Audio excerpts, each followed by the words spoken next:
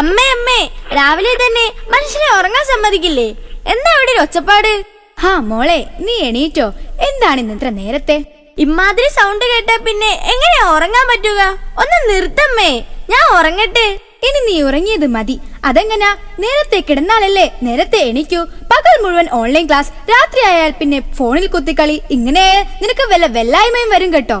രാവിലെ തന്നെ അമ്മ എന്ത് ഭ്രാന്തായി പറയുന്നേ?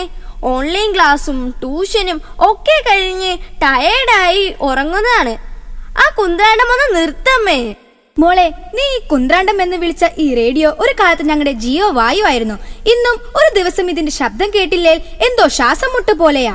പിന്നെ അതിന്റെ ശബ്ദം കേൾക്കാനിട്ടല്ല, ഇത്രയും പൊടി പിടിച്ച ഒരു സാധനം അടുത്ത് നിന്നാലാണ് ശ്വാസം മുട്ടുണ്ടാവുക. നീ എന്ത് പറഞ്ഞാലും ഞങ്ങൾക്കിത് ഉപേക്ഷിക്കാൻ പറ്റില്ല. മലയാളിയുടെ കഴിഞ്ഞ തലമുറ വരെ റേഡിയോ ശ്രോതാക്കളായിരുന്നു. എനിക്ക് ഇന്നും അതിന് ഒരു കുറവുമില്ല. കാലം എത്ര മാറിയാലും നമ്മുടെ റേഡിയോന്റെ മൊഞ്ചൊന്നും പോയിപ്പോവില്ല മോനെ. പിന്നെ ഒരു റേഡിയോ, ഈ റേഡിയോയെ കുറിച്ച് അമ്മ കുറെ നേരമായല്ലോ പൊക്കി പൊക്കി പറയുന്നു.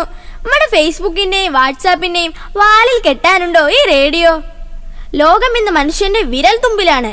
എന്തായാലും അമ്മേ, റേഡിയോനേക്കാളും നന്നായി ഗൂഗിൾ നമുക്ക് എല്ലാ കാര്യങ്ങളും പറഞ്ഞു തരുന്നുണ്ട്. പിന്നെ എന്തിനാണമ്മേ ഈ പൊടി പിടിച്ച റേഡിയോ? നീ പറഞ്ഞതെല്ലാം ശരിയാണ്. പക്ഷെങ്കിൽ ഏതു നേരം ഈ വാട്സപ്പും ഫേസ്ബുക്കും ഒക്കെ ഉപയോഗിച്ചു കൊണ്ടിരിക്കുന്ന നിന്റെ കണ്ണും കാതൊക്കെ അടിച്ചു പോകും പെണ്ണെ. ആ സമയത്ത് നമ്മുടെ റേഡിയോ തുറന്നിട്ട് ഇത്തിരി അകലത്തേക്ക് മാറ്റിവെച്ചാൽ മതി. പാട്ടിന് പാട്ട്, വാർത്തയ്ക്ക് വാർത്ത, വിജ്ഞാനത്തിന് വിജ്ഞാനം, എന്തിന് നമ്മുടെ ഒരു സർവ്വ വിജ്ഞാന കോശമാക്കി അവൻ അങ്ങട് മായും. അതൊക്കെ ശരിയാണ്. എന്നാലും അമ്മേ, ഞങ്ങളൊക്കെ ന്യൂ ജനറേഷൻ പിള്ളേരല്ലേ.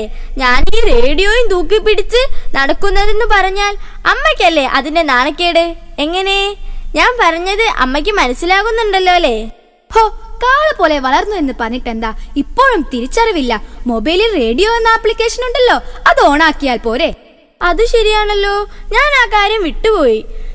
ഞാൻ എന്തൊരു മണ്ടിയാണ്.